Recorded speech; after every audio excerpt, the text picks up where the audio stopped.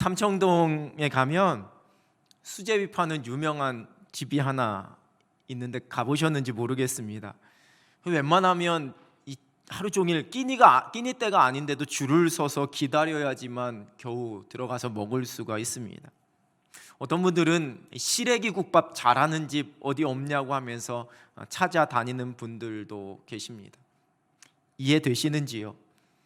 수제비가 뭐라고 줄까지 막 1시간씩 기다렸다가 수제비를 먹고 그 시래기 국밥집을 찾아다니면서 그렇게 먹으려고 하는지, 쌀이 없을 때 밀가루 반죽해서 끼니를 때우기 위해 먹었던 것이 수제비였고, 겨우내 먹을 채소가 없어서 가을에 무청을 말려서 끓여 먹던 것이 시래기였던 시절을 보낸 분들 중에는 어린 시절에 너무 많이 먹어서 질려서 내가 평생 수제비는 먹지 않겠다, 시래기는 안 먹겠다 하는 그러한 분들도 계십니다.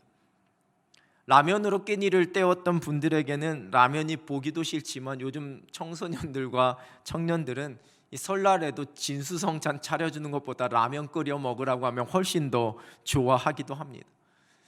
수제비를 먹으면서 라면을 보면서 어떤 사람은 별식이라고 지난 시절 생각나서 추억의 음식이라고 하면서 줄 서서라도 먹으며 행복해하고, 어떤 사람은 아픈 기억이 떠올라서 먹기도 냄새도 보기도 싫다라고 이야기합니다.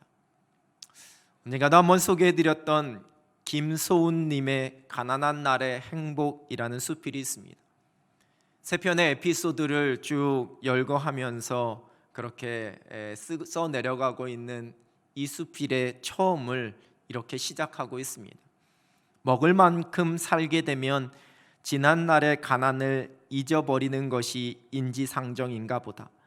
가난은 결코 환영할 것이 못되니 빨리 잊을수록 좋은 것인지도 모른다. 그러나 가난하고 어려웠던 생활에도 아침 이슬같이 반짝이는 아름다운 회상이 있다. 가난한 날의 행복, 여러분 어떻게 보면 역설입니다. 가난한 날인데 어떻게 행복할 수가 있습니까? 수제비가 아픈 기억일 수 있지만 행복한 추억이 될 수도 있는 것처럼, 가난은 아픔이지만 그 가난 속에 행복이 존재하기도 한다라고 쓰고 있는 걸 겁니다.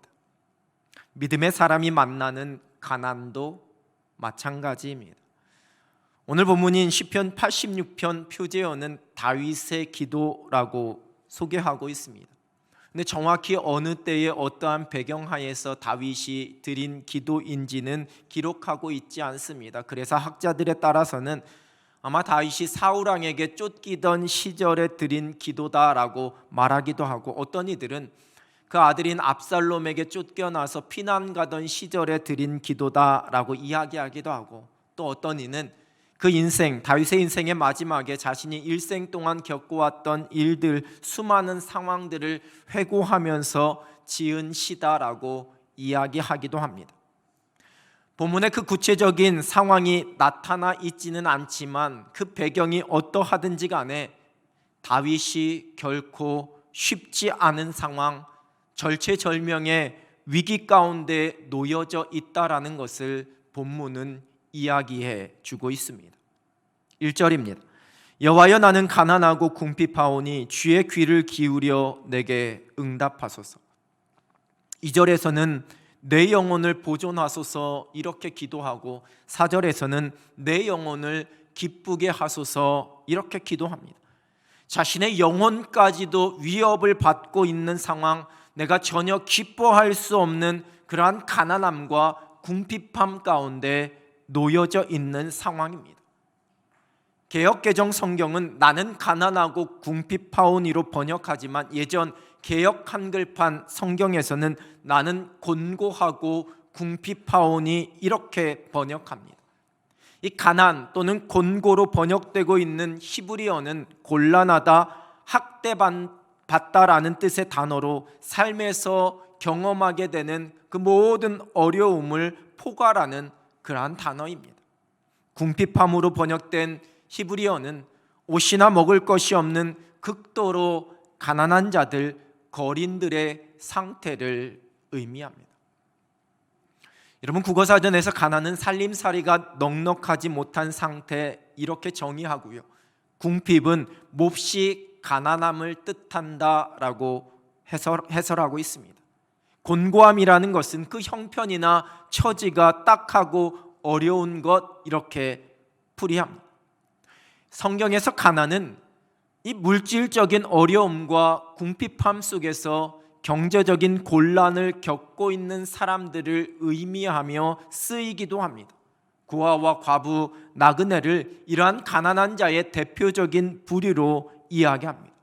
그리고 또한 가난함은 영적인 가난함, 우리가 잘 알고 있는 마태복음 5장에 기록된 심령의 가난함을 의미하기도 합니다. 자신의 영적인 그 곤고함을 하나님 앞에서 고백하는, 오직 하나님의 은혜로 채움받기를 간구하는 그러한 영적인 갈급함을 의미하면서 이 가난함이라는 단어가 쓰여집니다. 오늘 본문에서 다윗이 고백하고 있는 이 가난함과 궁핍함, 이 곤고함은 여러분 어떠한 것일까요? 혹자는 다윗이 목동이었던 시절의 물질적 가난함이다 이렇게 말하기도 합니다.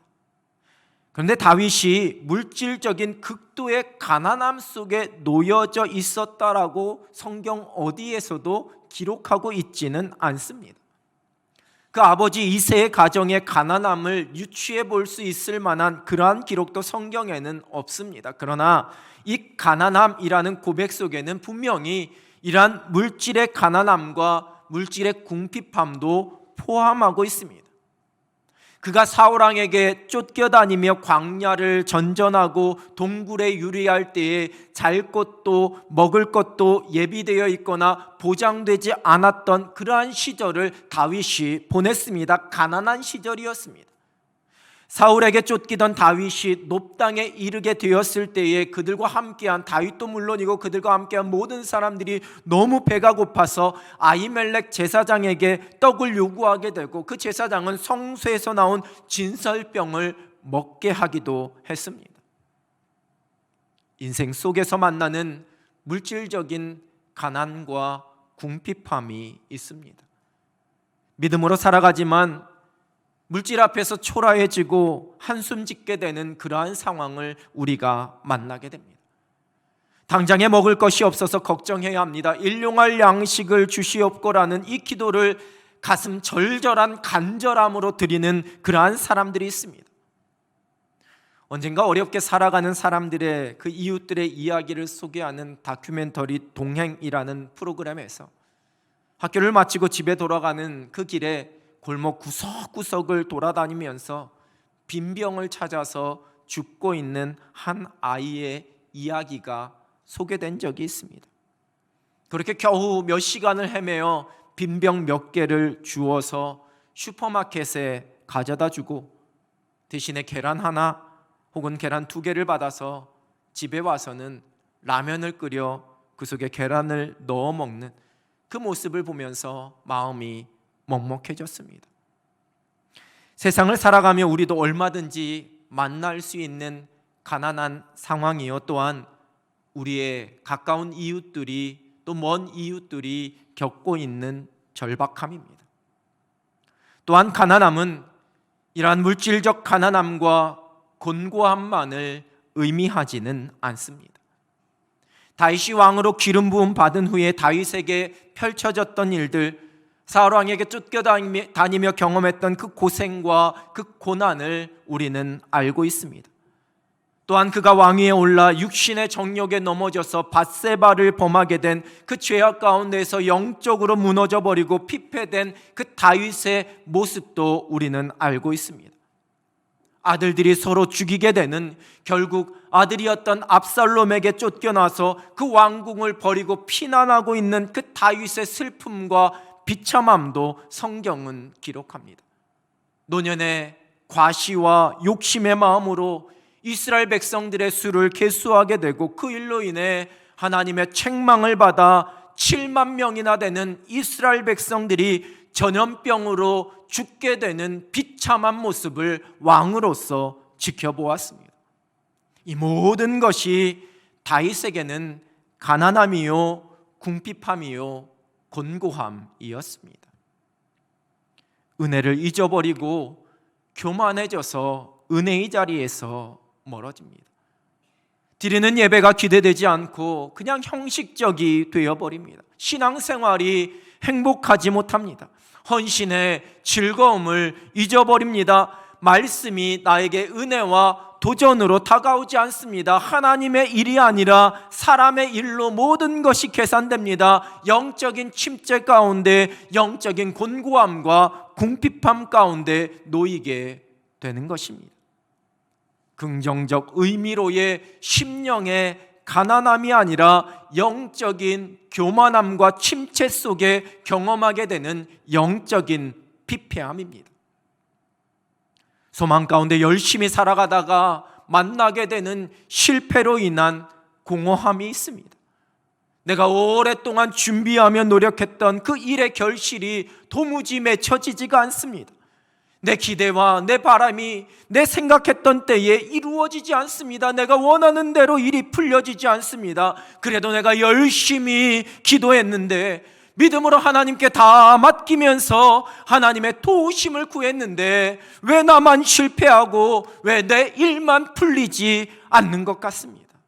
그때 경험하게 되는 가난함과 궁핍함이 있습니다. 삶 속에 짊어진 수많은 삶의 무게들이 우리를 곤고하게 합니다. 힘겨운 일을 만나는 성도님들을 만나면서 때로는 자신의 앞길을 소망하며 달려가지만 현실 앞에 좌절하는 우리 청년들을 만나면서 왜 하나님께서는 제 기도에는 응답해 주시지 않을까요? 라는 물음을 들을 때마다 마음이 아픕니다. 그가 얼마나 노력하고 애썼는지를 알고 있기에, 얼마나 우직하게 믿음 붙잡고 성실하게 걸어왔고 걸어가고 있는 그 모습을 알고 있기에, 그러나 여전히 풀리지 않는 꽉 막힌 상황 속에서 목사인 저도 답답함과 안타까움으로 그저 그 어깨를 토닥여 줄 수밖에 없습니다. 이 또한 우리가 만나게 되는 가난함입니다. 또한 뜻하지 않은 육신의 연약함, 질병을 만났을 때 경험하는 가난함이 있습니다. 갑작스러운 질병을 만나면 우리의 삶이 무너져 내립니다. 나뿐만 아니라 온 가족의 삶이 그냥 다 무너져 내리기도 합니다. 찾아온 질병 앞에서 저도 이러한 궁핍함과 곤고함을 경험했습니다. 나를 짓누르고 내 마음과 내 육신을 무너뜨리고 있는 그 질병의 두려움 앞에서 경험하게 되는 그러한 가난함과 초라함이 있습니다. 사랑하는 성도님들의 연약함 소식을 들을 때마다 속상하고 마음이 아픈 목사로서의 눈물이 있습니다. 내 힘으로 어찌할 수 없는 육신의 질병과 사고 앞에 우리가 가난해지고 궁핍해집니다. 곤고해집니다. 성경사전은 가난을 정의하면서 이 가난은 상대적인 의미라고 말하고 있습니다. 즉 다른 사람과의 비교 속에서 경험하게 되는 것이 가난이라는 겁니다. 믿지 않는 사람들의 형통함과 부유함과 평안함과 강건함, 그와 대조적으로 하나님의 자녀들이 곤고한 일을 당하게 될 때 느끼게 되는 그러한 가난함도 있습니다. 내가 보란듯이 멋지게 성공해서, 보란듯이 형통하고, 보란듯이 건강하고, 보란듯이 부유해져서 하나님의 살아계심과 하나님의 영광을 모든 사람에게 자랑하고 보여주고 싶은데, 정작 그렇지 못한 나의 현실 속에서 내가 경험하게 되는 상대적인 가난함, 궁핍함, 곤고함입니다. 다윗은 이러한 가난하고 궁핍한 상황 속에서 하나님 앞에 기도합니다. 1절 주의 귀를 기울여 내게 응답하소서. 3절 내가 종일 주께 부르짖나이다. 4절 주여 내 영혼이 주를 우러러보으니. 지난 2021년 전 세계적인 코로나 팬데믹 상황 속에서 복음주의 대표 작가라 할 수 있는 필립 얀시가 쓴 책이 있습니다. 우리말로는 한밤을 걷는 기도라는 제목으로 번역되어서 얼마 전에 출간되었습니다. 영어 원서 제목을 직역하면 위기의 동반자입니다. 이 책은 1623년 존 던이라는 사제가 쓴 비상시의 기도문이라는 글을 한 구절 한 구절 필립 얀시 이 저자가 다시 묵상을 하면서 하나하나 재해석해서 써내려간 내용입니다. 중세의 치명적 전염병이었던 페스트가 런던을 휩쓸던 1623년 세인트폴 대성당의 사제였던 존 던도 이 병에 걸리게 되었고 그 병상에 누워 써내려간 그 기도 일기가 비상시의 기도문입니다. 이 한밤을 걷는 기도라는 책에서 필립 얀시는 이 존 던의 기도 일기 중에 한 구절을 이렇게 묵상하고 다시 풀어서 쓰고 있습니다. 고통 때문에 힘들 때 제가 당신을 바라보게 하시고 저 혼자서는 아무것도 아니라는 것을 고통이 드러낼 때 하나님이 제 전부이심을 깨닫게 하옵소서. 주님은 죽이기도 하시고 살리기도 하십니다. 무엇이 찾아오든 주님에게서 옵니다. 무슨 일이 다가와도 제가 주께로 가게 하소서. 오늘 본문의 기도, 그 다윗의 기도가 마치 이와 같은 기도였습니다. 하나님의 응답하심을 구하면서 하나님께 부르짖는 다윗의 기도는 하나님이 자신의 전부이심을 고백하는 기도였습니다. 10절 하반절은 주만이 나의 하나님이시니이다 이렇게 고백하고 있습니다. 다윗은 가장 먼저 하나님의 긍휼을 구하는 기도를 드립니다. 개역개정 성경은 3절을 주여 내게 은혜를 베푸소서, 16절은 내게로 돌이키사 내게 은혜를 베푸소서 이렇게 번역하고 있습니다. 그러나 예전에 우리가 봤었던 개역 한글판 성경은 3절을 주여 나를 긍휼히 여기소서, 16절을 내게 돌이키사 나를 긍휼히 여기소서 이렇게 번역합니다. 15절 말씀은 다윗이 붙잡고 기도한 하나님의 성품에 대한 고백입니다. 그러나 주여 주는 긍휼히 여기시며 은혜를 베푸시며 노하기를 더디하시며 인자와 진실이 풍성하신 하나님이시오니. 하나님의 은혜를 구하며 기도합니다. 그 은혜는 곧 나를 긍휼히 여기시는 하나님의 은혜, 그 은혜로 나에게 베푸실 하나님의 인자하심을 향한 간구입니다. 개역개정의 은혜, 개역 한글의 긍휼로 번역된 이 히브리어는 구부리다, 아랫사람에게 호의를 베풀기 위해 몸을 굽히다라는 의미를 가지고 있습니다.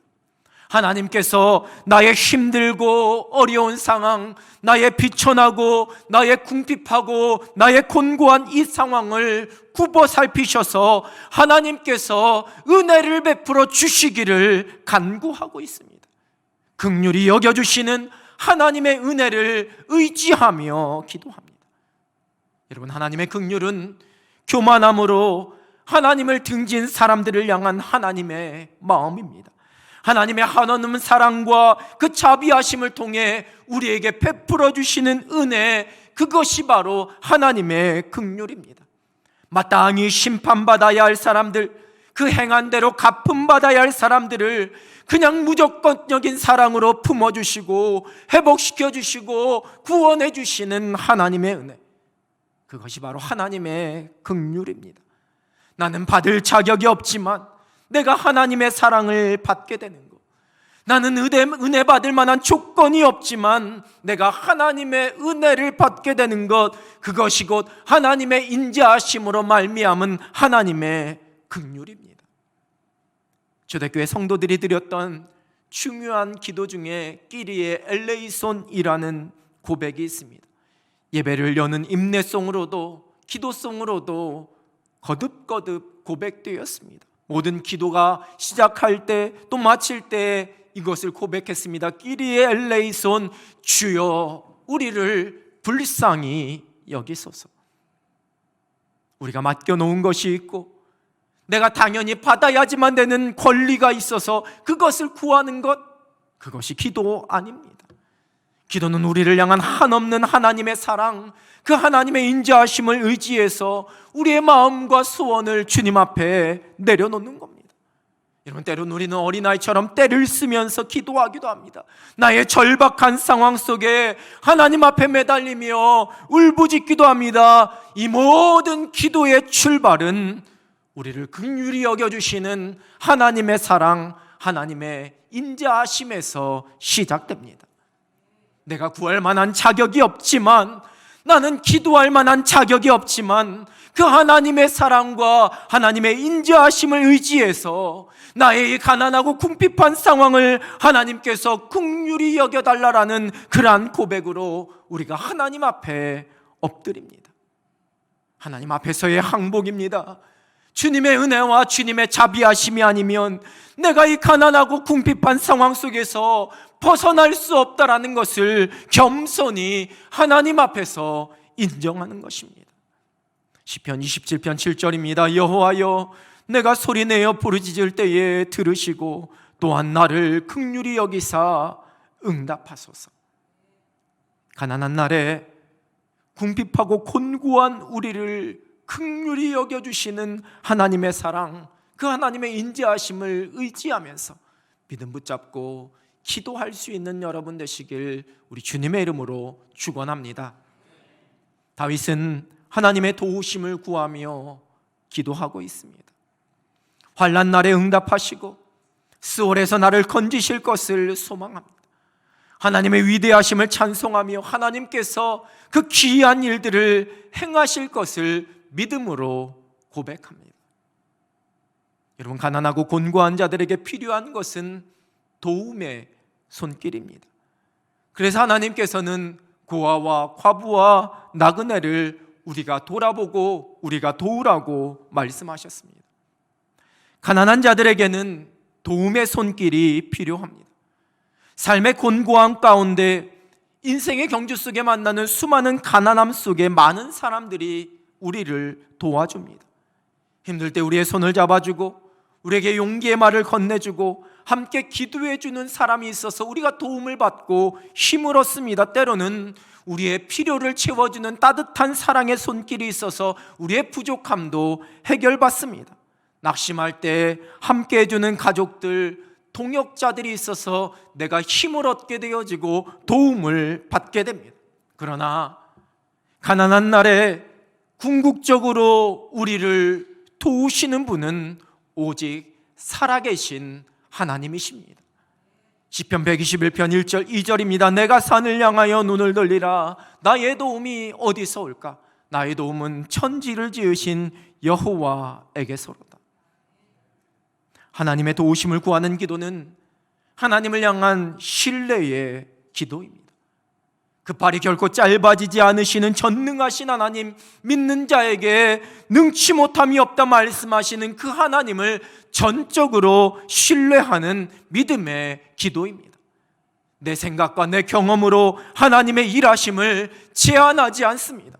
세상의 이치와 과학과 논리와 이성으로 하나님의 능력을 의심하지 않습니다.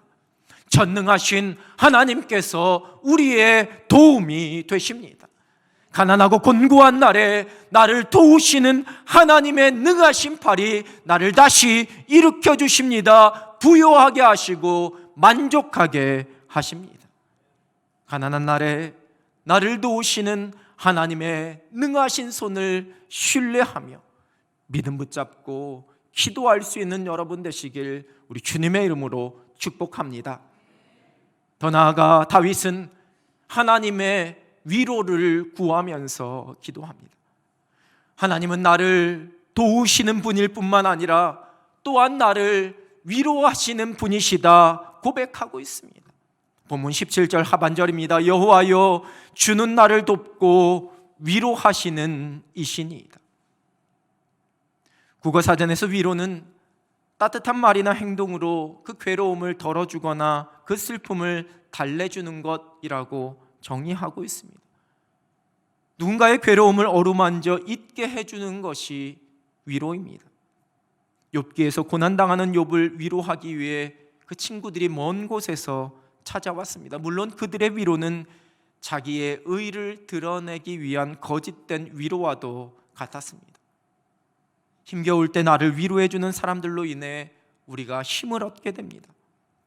따뜻한 말 한마디가 한 사람의 목숨을 살리기도 하고 그에게 희망을 주어서 새로운 삶을 살아가게 하기도 합니다. 그러나 성경은 그 어떠한 사람과 세상의 위로도 우리에게 궁극적인 위로가 될 수 없다라는 것을, 그것은 다 한계가 있다라고 말씀하고 있습니다. 시편 69편 20절의 새번역 성경입니다. 수치심에 갈기갈기 찢어진 내 마음은 아물 줄을 모릅니다. 동정받기를 원했으나 아무도 없었고 위로받기를 원했으나 아무도 찾지 못했습니다. 우리의 궁극적인 위로는 오직 하나님께로부터 옵니다. 하나님은 우리를 위로하시는 분이십니다. 우리의 마음을 어루만지십니다. 고린도후서 1장 3절의 말씀은 모든 위로의 하나님이다 말씀하십니다. 지치고 낙심하여 죽기를 구하면서 광야에 나가 로뎀나무 아래에서 자고 있던 엘리야에게 하나님께서는 천사를 보내셔서 그를 어루만지셨습니다. 위로하셨습니다. 두렵고 떨리는 환상 앞에 땅에 엎드려 있는 다니엘을 주의 천사가 어루만지시고 일으켜 세우셨습니다. 위로하셨습니다. 믿음으로 살아가는 삶 속에서도 우리는 얼마든지 예상치 못한 고난의 순간, 감당할 수 없는 일들을 만나게 됩니다. 내가 아무것도 할 수 없고 내가 어떻게 할 줄도 알지 못하는 무력함을 경험하게 되고 캄캄한 절망과 어두움의 터널을 지나가게 됩니다. 허무하고 초라해지고 비참함과 절망을 경험하기도 합니다. 지쳐서 더 이상 버틸 힘도 없는 한계도 경험합니다. 그러한 가난함 속에 하나님께서 우리를 찾아오십니다. 그리고 우리를 어루만지십니다. 우리를 위로하십니다. 우리를 위로하시는 하나님을 바라보며 우리가 기도합니다. 가난한 날에 우리가 드릴 기도입니다. 사랑하는 성도 여러분, 인생의 경주 속에서 만나는 가난함과 궁핍함이 있습니다. 물질의 가난함만이 아니라 우리의 영적인 침체 속에 경험하게 되는 가난함입니다. 육신의 질병으로, 삶의 여러 가지 문제와 어려움으로, 가정의 어려움으로, 자녀들의 어려움과 자녀들의 문제로 그로 인한 고난 속에서 경험하게 되는 크고 작은 가난함입니다. 하나님의 한없는 사랑과 인자하심을 의지하여 겸손히 엎드려서 하나님의 긍휼을 구합니다. 전능하신 하나님을 의지하며 그 모든 일을 가장 선한 길로 인도하실 하나님의 계획하심을 신뢰함으로 하나님의 도우심을 구합니다. 가난하고 곤고한 상황 속에서 내 마음을, 내 삶을 어루만지실 하나님의 위로를 구합니다. 가난한 날에 믿음의 백성이 드리는 기도입니다. 믿음으로 살아가는 인생 속에도 가난은 찾아옵니다. 가난이 아픔과 고통이지만 때로는 하나님을 깊이 경험할 수 있는 은혜의 시간이 되기도 합니다. 거친 길 위를 걸어갈 때도, 험한 산이 우리의 앞길을 막아서도 우리 주님의 손이 우리를 붙들어 주십니다. 우리의 삶 속에 저민 모든 슬픔, 그 가난을 주께서 씻어 주십니다. 가난한 날에, 궁핍하고 곤고한 날에 오직 하나님만 우러러보며 기도함으로 날마다 하늘의 평강을 누릴 수 있는 여러분 되시기를 우리 주님의 이름으로 축원합니다. 기도하겠습니다. 하나님 아버지, 인생의 경주 속에서 만나는 수많은 상황들, 때로는 가난하고 궁핍하고 곤고해지는 이 모든 상황들을 하나님의 손에 맡겨드립니다.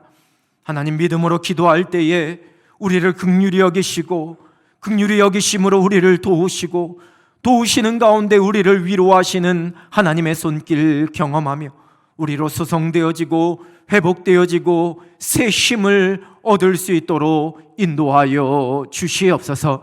하나님, 특별히 우리 사랑하는 남인의 가족들 가운데 인생의 가난함 속에 육신의 연약함과 삶의 무거운 문제 가운데 눈물을 흘리며 아파하며 절망하며 힘들어하는 주의 종들이 있는 것 우리 하나님 아시오니 하나님 찾아가 주셔서 그 마음을 다 어루만져 주셔서 하늘의 위로를 누리게 하여 주시고 긍휼히 여기시는 하나님, 도와주시는 하나님의 능하신 손으로 모든 것이 소성되어지고 회복되어지는 은혜를 누리게 하여 주시옵소서. 예수 그리스도의 이름으로 기도드립니다. 아멘.